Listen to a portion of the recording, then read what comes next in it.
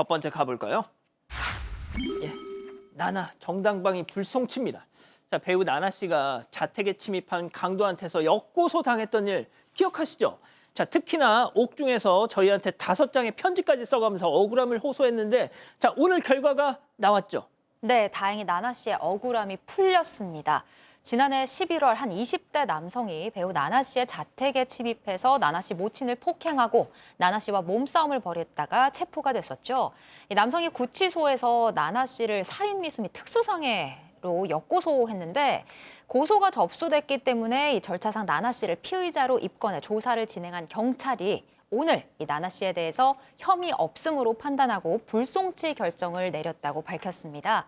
경찰은 앞서 30대 남성을 구속 송치할 당시에 나나 씨가 가한 상해에 대해서 정당방위에 해당한다라고 판단을 한 바가 있습니다. 자, 모두가 뭐 이런 결과를 한 번도 의심하진 않았지만 당사자 나나 씨와 그 어머니 얼마나 이 자체가 스트레스였겠어요. 맞습니다. 뭐 정당방위 아니 무혐의 뭐 어쨌든 간에 이게 송치되거나 뭐 혐의가 인정될 가능성이 낮아 보이긴 했는데 그럼에도 불구하고 피의자가 됐습니다. 조사를 받았을 겁니다. 그리고 이제 이 사건 반장에서 얘기를 했는데 유치장에서 같이 있던 사람, 그 사람의 얘기를 저희가 전달해 드렸죠. 맞아요. 어차피 잃을 게 없기 때문에 뭐 하고 싶은 건 다 한다라는 식의 얘기를 들었다라는 겁니다. 결국은 이렇게 되기 때문에 강도상해죄에서 무고죄 될 가능성도 있고요. 또 형을 아마 중하게 받을 가능성이 지금 있지 않을까 그렇게 생각을 해봅니다. 그러니까 말이죠. 좋습니다. 다음 이어가죠. 자, 훔치고 버리고. 자, 첫 번째 제보 영상 만나보시죠. 자, 한가로운 어느 오후 난 편의점 마스코트다냥. 그 순간 말이죠. 자, 뒤에 있는 남성 쓰담쓰담 해보지만 야, 너 저리 가냥. 자, 편의점에 저렇게 들어가서도 말이죠. 양이지만 졸졸졸졸졸졸졸졸졸. 자, 잠시 뒤에 물건을 구매하고 나가려던 순간 가만 고민하던 저 남성 양이한테 직진을 하더니 야, 우리 집에 가자 하면서 덥석 품에 안고 가게 밖으로 나가버립니다. 잠깐만요. 양이 키우는 남이 키우는 양이를 지금 훔쳐간 것 같은데? 네, 저렇게 티가 나게 훔쳐갔습니다. 경기도 화성에서 편의점을 운영하는 제보자가 제보를 해주셨는데요. 지난해 8월에 남성 2명이 들어와서는 소주를 20병가량 구입하고 나가면서 진열대 위에 앉아있던 고양이를 저렇게 그대로 들고 떠났다고 합니다. 제보자가 2년 넘게 키워온 고양인데 평소에 편의점에 종종 데리고 갔다고 아이고. 해요. 그런데 이 남성이 편의점에 들어올 때부터 고양이에게 관심을 갖는 듯 싶더니 결국 훔쳐갔다고 합니다. 제보자는 고양이가 사라진 걸 알게 된 직후에 바로 경찰에 신고를 했는데요. 예. 한 달 뒤에 남성이 검거됐지만 고양이는 잃어버린 상태였습니다. 세상에. 그런데 이 남성이 고양이가 문을 열고 나간 거다라고 주장을 했다고 해요. 하지만 제보자는 고양이가 단 한 번도 혼자서 나간 적이 없다라면서 억울해했습니다. 아유, 세상에. 자, 다음 두 번째 영상 이어가시죠. 자, 저 멀리서 한 여성이 큰 가방을 들고 뚜벅뚜벅 어느 주택 앞에 멈춰 서더니 말이죠. 가방을 툭 놓고 가는데요. 자, 가방 안에 있던 건 다름 아닌 살아있는 강아지였습니다. 아니, 그래도 고속도로 휴게소 같은 데 버리고 가는 인간들보단 조금 낫다고 해야 됩니까? 네, 어쨌든 버린 건 버린 거니까요. 그러니까요. 어제 오전 전북 전주에 거주하는 제보자 집에 전혀 일면식도 없는 사람이 강아지 한 마리를 유기하고 떠났습니다. 생후 2달 정도 된 믹스견인데요. 이때 집에는 이 제보자께서는 출근하고 없었고 자녀들만 있는 상황이었다고 합니다. 아이들이 강아지 우는 소리가 나가서 밖으로 나갔더니 이렇게 상자 안에서 강아지가 발견된 겁니다. 집 앞에 CCTV를 돌려봤고 경찰에 여성을 신고했어요. 그래서 유기견 보호센터에서 강아지를 데리고 갔고요. 지금은 병원에서 보호 중이라고 합니다. 그리고 경찰은 이 여성을 찾고 있다고 합니다. 그렇군요. 좋습니다. 다음 이어가죠. 아무도 모르게 쓱입니다. 자, 아무도 모를 줄 알았으나 결국엔 다 들키고 마는 상황. 첫 번째 제보 영상 만나보시죠. 자, 주차장 뒤로 성큼성큼 빠르게 걸어가는 저 남성 좀 보세요. 자, 유리판을 들고 조심조심 구석에 잘 숨겨두고선 다시 빠르게 성큼성큼 한결 가벼워진 양팔을 휘날리며 총총총 페이드 아웃입니다. 자, 그 와중에 자기 다칠까 봐 아주 조심조심 옮기는 것 좀 보소. 그렇습니다. 지난해 12월 대구에 거주하는 제보자의 건물 앞에 한 남성이 건물 주차장 안으로 걸어와서 주차장 구석에 저렇게 유리판을 버리고 떠난 겁니다. 해당 유리는 욕실 장식장으로 쓰이는 유리문으로 추정이 되고요. 이 제보자는 건물 1층 청소를 하다가 모르는 유리가 있길래 발견을 했다.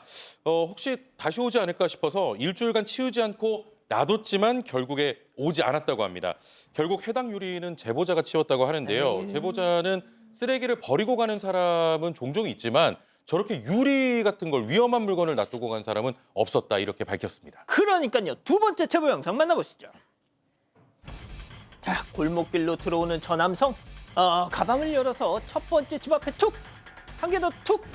자, 뚜벅뚜벅 옆으로 걸어가서 가방을 또 뒤지는데요. 자, 두 번째 집 앞에 툭! 마지막까지 툭! 가벼워진 가방을 들고 홀홀홀 그대로 유턴을 안 하는군요. 자, 선물 주고 가는 산타인가 싶었는데 쓰레기 놓고 가는 무단 투기범이란 사실. 네, 선물이 아니에요. 쓰레기를 저렇게 무단으로 투기를 하는 모습인데요.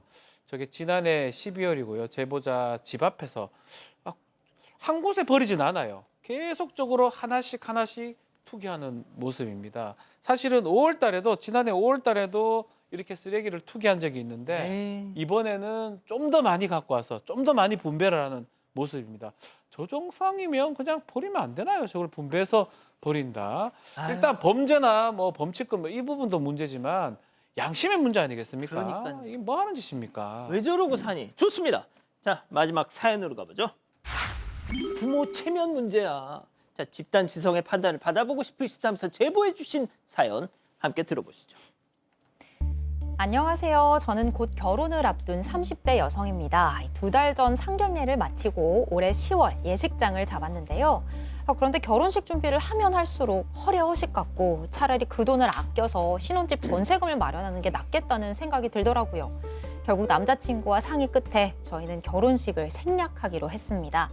시부모님께 말씀을 드리니까 너희 의견이 중요하지 라면서 이해해 주셨고요. 저희 부모님께도 잘 말씀드리면 존중해 주실 거라고 생각을 했어요. 그런데요. 하은아, 결혼식 준비도 바쁠 텐데 무슨 할 얘기가 있어서 이렇게 왔어? 엄마, 우리 그냥 결혼식 안 하려고. 비용이 너무 많이 들고 그래서 예약을 취소했어. 얘 그게 무슨 소리야? 결혼식을 안 하더니. 아니 고작 1시간 결혼식 하는 건데 몇 천을 써야 된다는 게 말이 안 되더라 엄마. 그냥 그 돈으로 차라리 전셋집에 보태는 게 낫지. 얘, 니네 아빠 내년에 은퇴하시고 30년 열심히 일하셨어. 지금 이 결혼식은 돈 문제가 아니라 부모의 체면 문제야. 절대 안 돼. 결혼식은 꼭 해야 돼. 그렇게 집에 돌아왔는데 다음 날 예식장에서 전화가 왔더라고요. 부모님께서 다시 예약금을 보내주겠다며 결혼식을 그대로 진행해달라고 요청을 했다는 겁니다.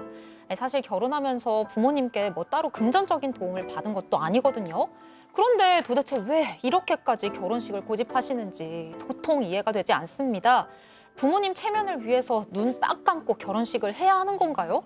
자, 기다리고 기다리셨던 부처 핸즈업 타임 6천여 분의 우리 가족 여러분들 채팅창에 OX로 함께 참여해 보시죠. 먼저 사연자 딸입니다. 엄마, 내 결혼이야. 내가 싫다고. 오빠도 싫대. 시부모님들은 알아서 하라는데 왜 엄마 아빠만?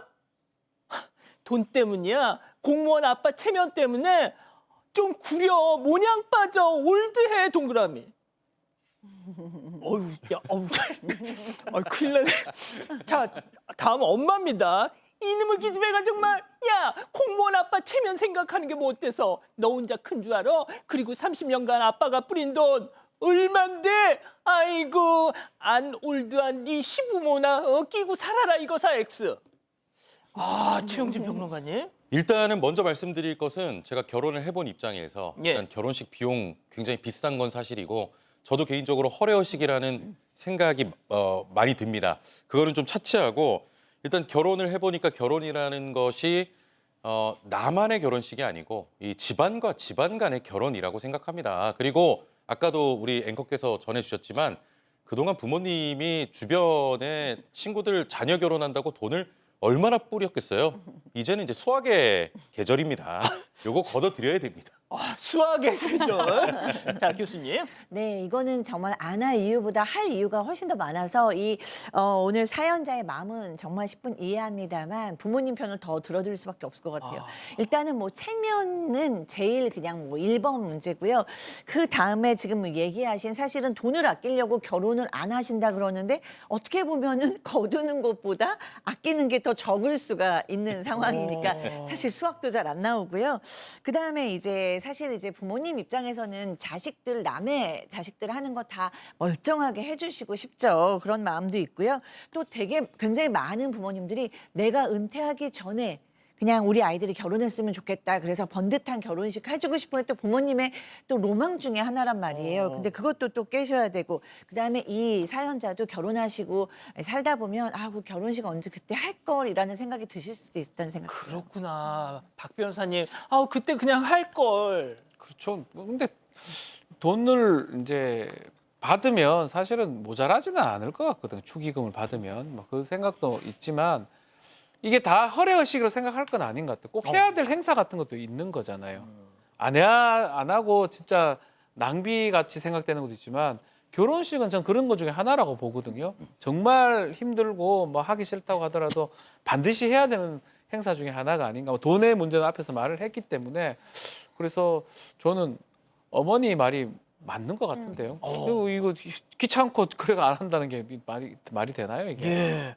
김하은 아나운서도 결혼식 했잖아요. 네, 저도 그리고 결혼식에 상당히 돈이 많이 들어간다는 것도 인정은 하는데 아무래도 뭐 양가 부모님, 양가 가족들을 생각해서도 그렇지만 많은 사람들 앞에서 사랑의 맹세를 직접 하는 것도 뭐 나중을 생각하면 좋지 않을까라는 생각이 듭니다.